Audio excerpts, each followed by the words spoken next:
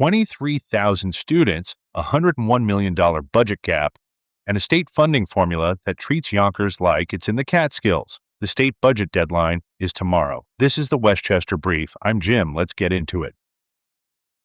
Yonkers Public Schools is facing the most consequential budget crisis in its modern history, a $101 million gap for the 2026 to 2027 school year. Superintendent Soler has been blunt. This year is the last of our reserves. We have about $24 million in reserves. We're planning to use $18 million. After that, no cushion. How does a district serving 23,000 students end up $101 million short? The answer isn't mismanagement, it's math. New York State's Foundation Aid formula groups Yonkers with Sullivan and Ulster counties for its regional cost index. Rural, low-wage areas 90 miles north. Yonkers sits in Westchester, the most expensive county in the state. State aid is calculated as if costs match Monticello instead of Mount Vernon. A Rockefeller Institute report quantified the damage. Updating the index to reflect Yonkers' actual location would close $17 million annually. A wage-based index would close $47 million. The state has known for years. Meanwhile, special education costs surged 50% in 4 years to $84 million. Healthcare up $12 million annually. These aren't discretionary. Special education is federally mandated.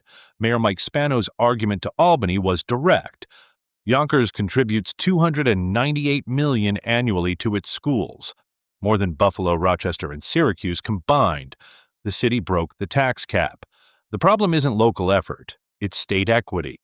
Yonkers' graduation rate hit 93%, highest among the Big Five. Music, arts, and counseling programs expanded under federal ARPA funding that has now expired. If no relief comes, those programs get cut. Teaching positions get eliminated.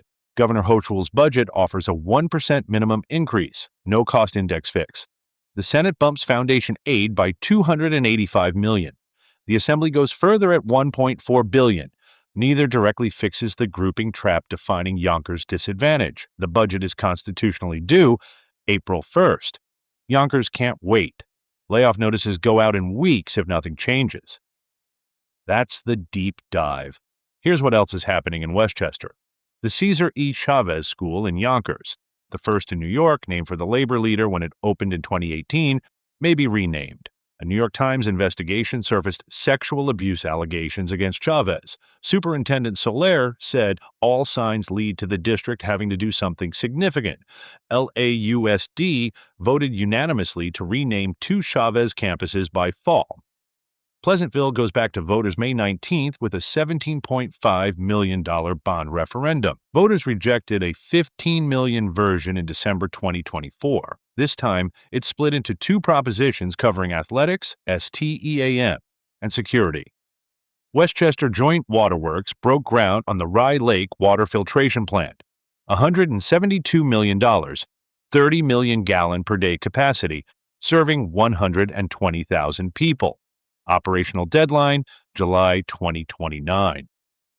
Share this episode with a Yonkers parent or teacher, and subscribe on YouTube for the video version. I'm Jim, and I live here.